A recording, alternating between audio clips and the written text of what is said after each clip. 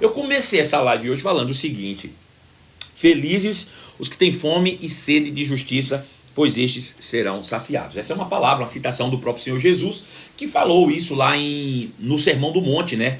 Descrito por Mateus no capítulo 5, né? Do seu evangelho. O Sermão do Monte traz instruções, né, maravilhosas, traz uma mensagem poderosa para todos nós. Quando ele começa, né, o seu ministério terreno, é uma das primeiras mensagens de Jesus, falando, apontando algumas verdades aqui através do Sermão da Montanha.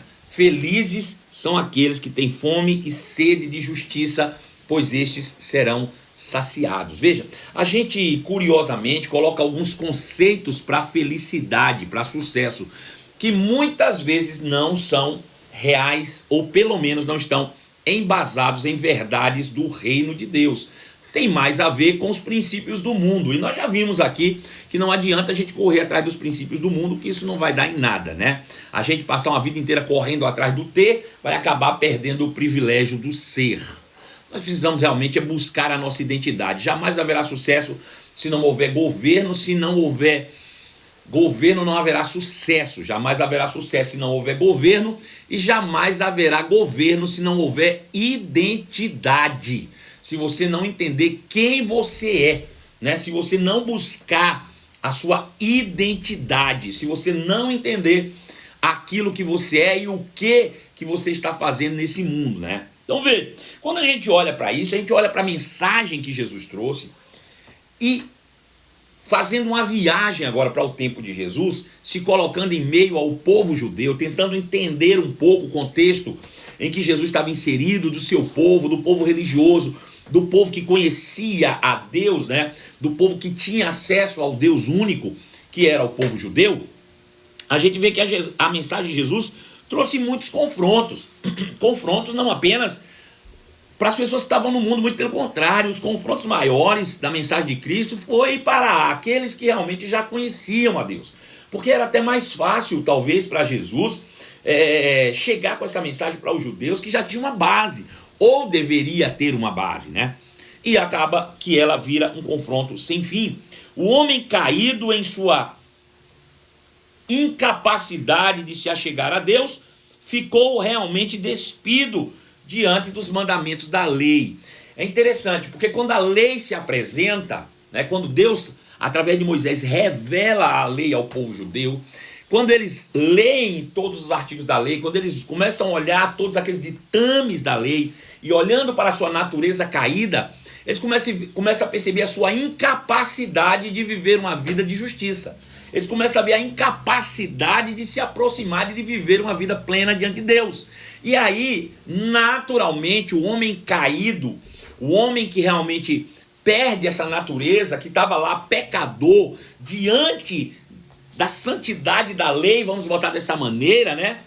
Eles fazem como Adão, eles buscam folhas de figueira para cobrir, para tentar esconder a sua nudez, porque eles ficam realmente despidos diante da sua incapacidade de se aproximar de Deus, e aí tenta cobrir-se de alguma forma. Esse cobrir-se é a religião, é o que Jesus chama de hipocrisia. É quando eles começam a querer mostrar por fora algo que eles nunca foram por dentro. A lei deveria impulsioná-los a dizer: eu sou um pecador e eu não tenho a menor capacidade de me aproximar de Deus, portanto, eu preciso de uma redenção. Mas eles fizeram o contrário, eles se vestiram da lei para dizer: eu sou santo e vocês são impuros, quando na verdade estava todo mundo na mesma condição. Então, veja, eles acabaram transformando tudo isso em uma religião. Mas quando Deus envia seu Filho ao mundo, ele não envia com o objetivo de condenar esse mundo hipócrita. Ele não envia o seu Filho ao mundo para julgar o mundo. Ele envia seu Filho ao mundo para que o mundo fosse salvo por meio dele. Mas para que o mundo seja salvo, primeiro ele precisa reconhecer a sua incapacidade de autossalvação. Para que o mundo fosse considerado justo, precisaria reconhecer a sua incapacidade de andar em justiça. Porque só assim eles poderiam aceitar sobre eles realmente uma justiça que lhe fosse imputada por alguém que era capaz de fazer por eles. Você me entende? Então veja, Deus envia Jesus, seu Filho, ao mundo, não para julgar ou condenar o mundo, mas para que o mundo fosse salvo por meio dele. E aí Jesus vindo, ele apresenta o evangelho do reino. E dentro do evangelho do reino, ele apresenta uma vida de justiça. Justiça àqueles que ouvem e desejam serão plenamente supridos. Então Jesus vem e diz, olha, é chegado o reino de Deus. E aqueles que tiverem fome e sede de justiça, estes serão saciados. Veja que interessante isso. Para aqui um pouco. O mundo é injusto. O mundo está caído. O mundo não consegue se aproximar de Deus. O mundo não consegue viver uma vida de justiça por causa da natureza de pecado contraída por Adão. Aí Jesus vem e apresenta uma nova perspectiva. Diz, olha, é chegado o reino de Deus. Um reino de justiça, um reino de santidade. E aí as pessoas que estão do lado de cá poderiam dizer assim, ei, é isso que a gente buscou a vida inteira, mas nunca conseguimos na nossa força. Como é que eu posso alcançar essa justiça? E Jesus responderia, aquele que tiver fome e sede de justiça, esses serão saciados. Mas ao contrário, eles diziam assim, não, mas nós somos santos e justos porque somos praticantes da lei. Bom, aqueles que não têm fome e sede de justiça, jamais poderão ser saciados por ela. Ter fome e sede de justiça é reconhecer que não se tem justiça própria. Sabe, uma pessoa que está na rua pedindo esmolas, pedindo algo para comer, ele não está pedindo porque ele tem. Ele está pedindo porque ele está reconhecendo a sua incapacidade de autossustentação. Você não alimenta alguém que está na rua porque ela tem comida demais. A gente só vai ser alimentado, saciado da justiça de Deus quando a gente consegue entender a nossa incapacidade de produzir justiça própria. Enquanto a gente for tentar fazer justiça com as próprias mãos, com os próprios atos, a gente jamais vai ser saciado pela própria justiça de Deus. Aleluia. Você entende isso? O evangelho do reino apresenta uma vida de justiça e aqueles que ouvem e desejam serão plenamente supridos. Jesus disse em Mateus capítulo 5, verso 6, felizes são os que têm fome e sede de justiça, pois estes serão saciados. Para pensar um pouco, mais uma vez, felizes são aqueles que têm fome e sede de justiça. Quanto menos eu tenho, justiça própria, mais fome e sede isso vai gerar em mim. E mais Deus me saciará pela obra de Cristo Jesus. Você consegue entender? Tenta pensar um pouco, eu vou falar de novo. Felizes os que têm fome e sede de justiça, pois serão saciados. Quanto mais eu percebo em mim a minha incapacidade de produzir justiça própria, mais isso vai gerar em mim uma fome e uma sede de justiça de Deus. E sabe o que é que essa minha fome e sede de justiça vai ser gerado? Saciedade da parte de Deus para mim. Compreensão, entendimento da obra de Cristo Jesus. Porque aquele que não conheceu o pecado, Deus o fez pecado por nós, para que nele nós fossemos feitos a justiça de Deus. A compreensão da justiça, de viver a plenitude do reino, está ligado diretamente à nossa compreensão da incapacidade de gerenciar a própria vida. A nossa incapacidade de, em nós mesmos, produzirmos aquilo que nós desejamos.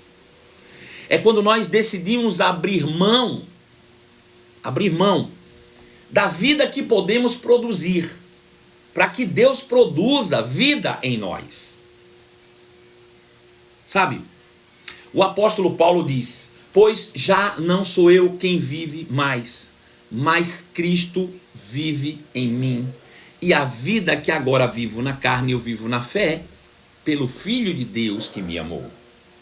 Bom, eu só posso afirmar que Cristo vive em mim quando as minhas ações remetem às ações de Cristo. Mas, se as minhas ações diárias não correspondem às ações de Cristo, da mesma forma como eu posso dar vida a Cristo, dizendo não mais vivo eu, Cristo vive em mim, eu posso dar vida ao diabo, e mesmo não dizendo, estará marcado, não mais vivo eu, o diabo vive em mim.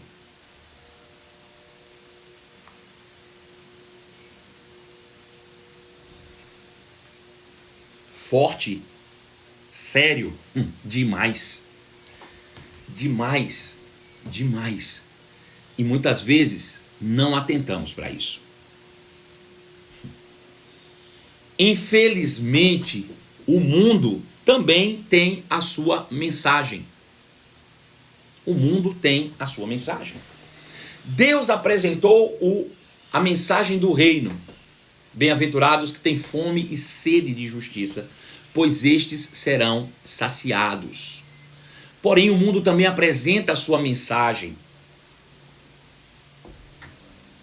Mal-aventurados serão os que têm fome e sede de guerra, de injustiça, de contenda, pois estes também serão saciados. Ainda que não tenha se escrito uma Bíblia do diabo, mas ela certamente contaria com esse texto. Triste será aquele que tem fome e sede de contenda, de confusão, de guerra, pois esses também serão saciados. Nós seremos saciados com aquilo que nós temos fome e sede. Sempre. Sempre. O mundo também tem a sua mensagem.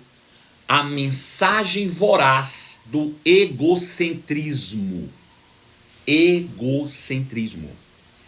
A mensagem do reino de Deus fala sobre compartilhar. A mensagem do mundo fala sobre reter.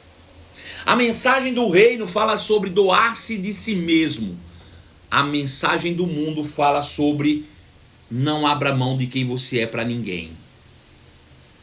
Essa é a mensagem do mundo.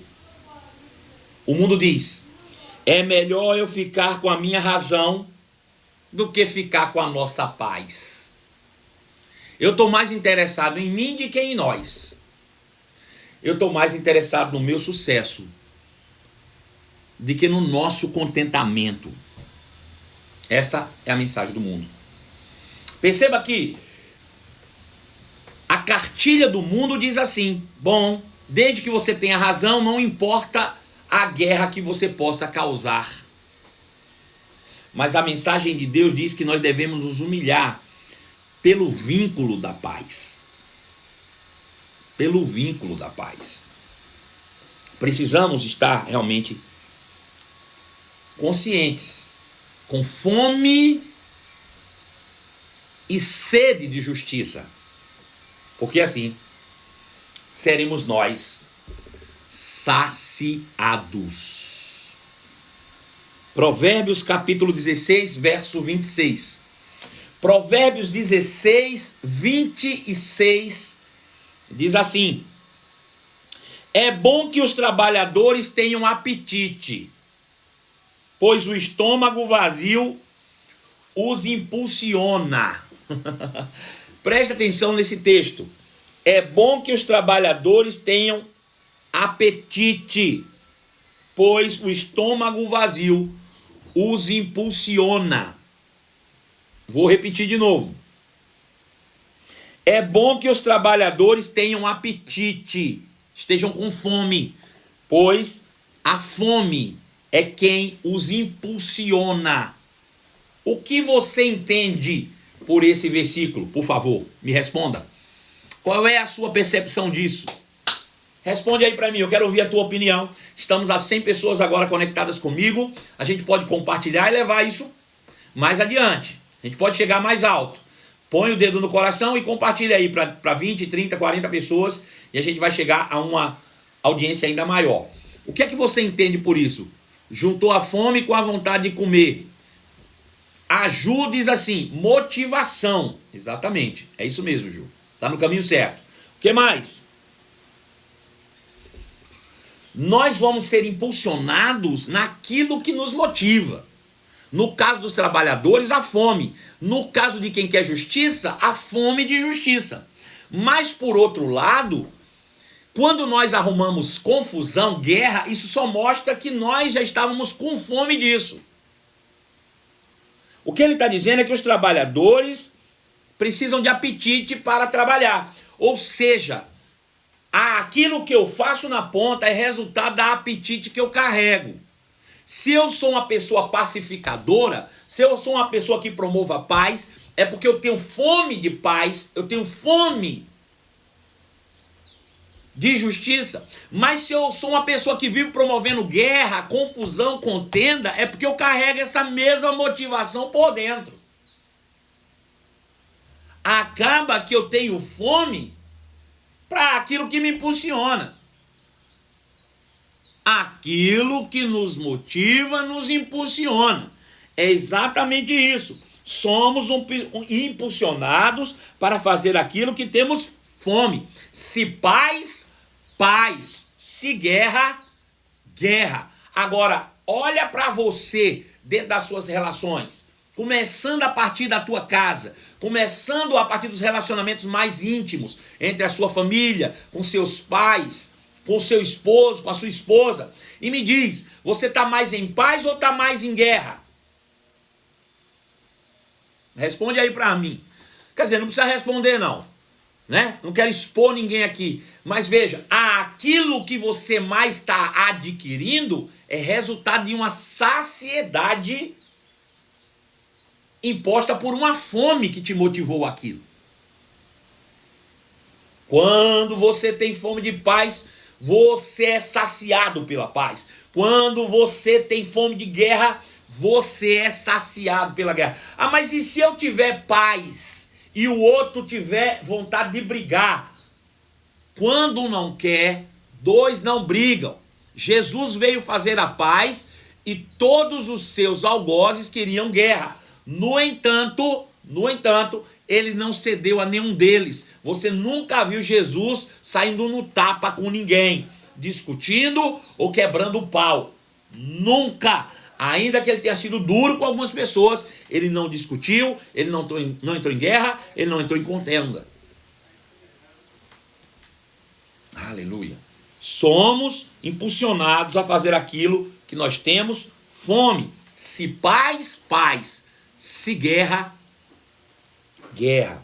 Por isso, Provérbios 16, 27 diz assim: a pessoa sem caráter cria problemas. Suas palavras são fogo destruidor. Eu vou ler de novo, porque agora você já sabe que você é impulsionado naquilo que tem fome. Você é impulsionado naquilo que tem fome. E ele diz, a pessoa sem caráter cria problemas. Você está com problemas? Você tem enfrentado problemas relacionais contínuos? O que isso significa? Se você é alguém que está se metendo em problema todos os dias, eu te pergunto, será que o problema está no outro ou está contigo? Me conta. A pessoa sem caráter cria problema. Suas palavras são fogo destruidor.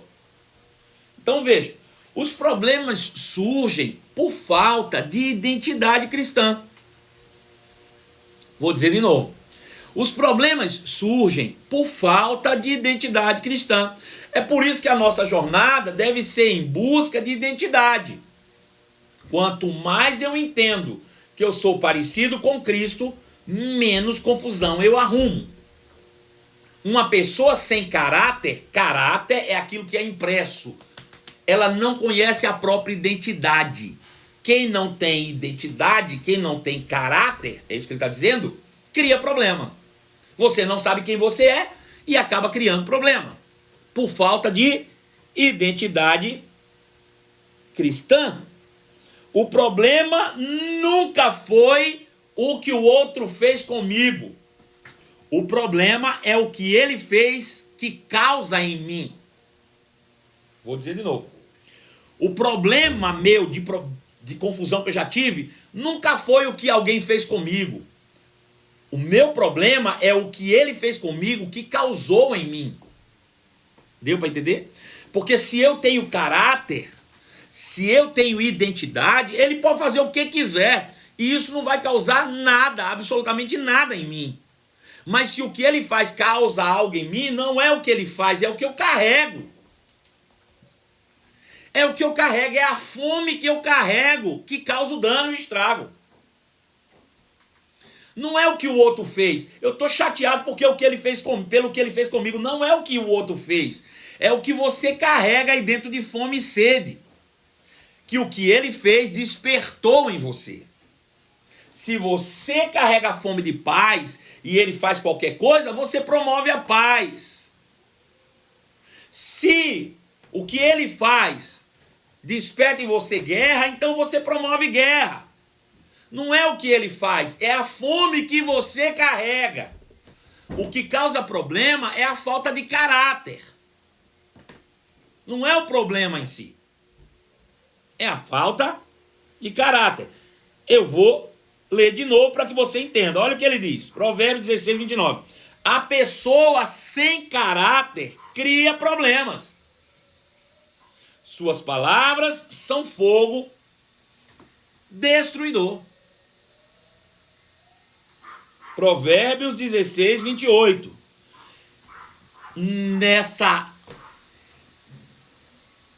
Nesse despertar da fome, o perverso semeia discórdia. O difamador separa até os melhores amigos.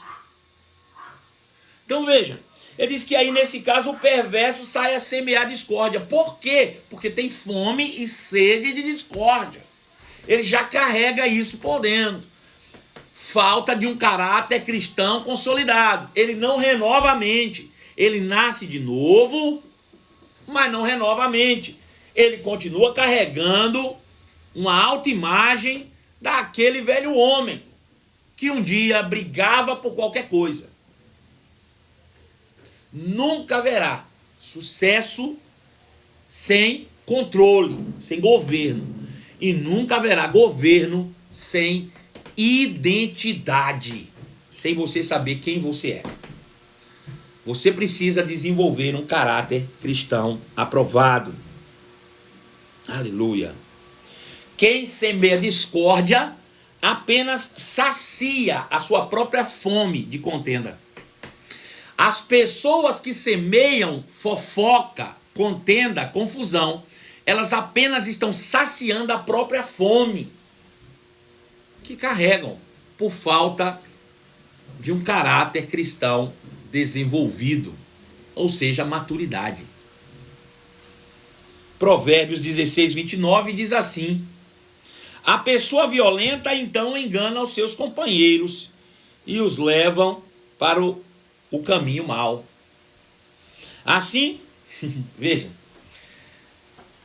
da mesma forma como a influência positiva molda o caráter daqueles que estão à nossa volta, como disse Paulo em Efésios, que a mulher, aliás, em Coríntios, que a mulher que casa com um marido não crente ou que é casada com um não crente, se não se separa, o marido não crente é santificado pela esposa, desde que ela tenha de fato um caráter cristão aprovado. Da mesma maneira, essa influência negativa também, ela passa. Uma pessoa que não tem caráter cristão desenvolvido, ela influencia outras pessoas fracas a andar na mesma promiscuidade que ela. Sabe, por que você vê naturalmente em grupos sociais que as pessoas com problemas se afinizam? Você já reparou isso? Que normalmente as pessoas que mais reclamam estão tudo no mesmo grupo? Você já reparou isso? Você já reparou que as pessoas que mais fofocam sempre andam juntas? As pessoas que mais têm problema na igreja com liderança sempre estão juntas? Por quê? Porque a Bíblia diz o seguinte, que o perverso engana os companheiros e os levam para o mau caminho. A influência negativa opera da mesma forma que a positiva. Ela é triste. Não existe uma palavra para o que eu vou dizer, eu vou ter que inventar e parafrasear aqui para você entender. Mas é assim, da mesma forma que nós evangelizamos para o bem, também existem pessoas que evangelizam para o mal. É lógico que evangelizar é levar as boas novas, e isso não seria as más notícias. O que eu quero dizer é, da mesma forma que nós somos ávidos em levar boa notícia, assim também tem gente que é ávido a levar má notícia. E a má notícia acabam, de fato, corrompendo o caráter de outros. Bom, eu termino essa manhã falando o seguinte. Quer ser feliz? Quer ter sucesso na vida? Quer realmente viver uma vida de paz? Quer viver uma vida de plena harmonia e sossego e que nada vai te tirar do lugar do sucesso e da prosperidade? Quer ou não quer? Se você quer dizer eu quero, e eu vou te dar a receita. Quem deseja viver no lugar de paz? Quem deseja viver no lugar do sucesso? Quem deseja a felicidade em Deus? Quem deseja? Quem quer? Rafaela disse, eu quero. A Elineuza disse, eu quero. A Miriam Mora disse, eu quero. Indiara diz, eu quero. Então fique com as palavras de Jesus. Feliz?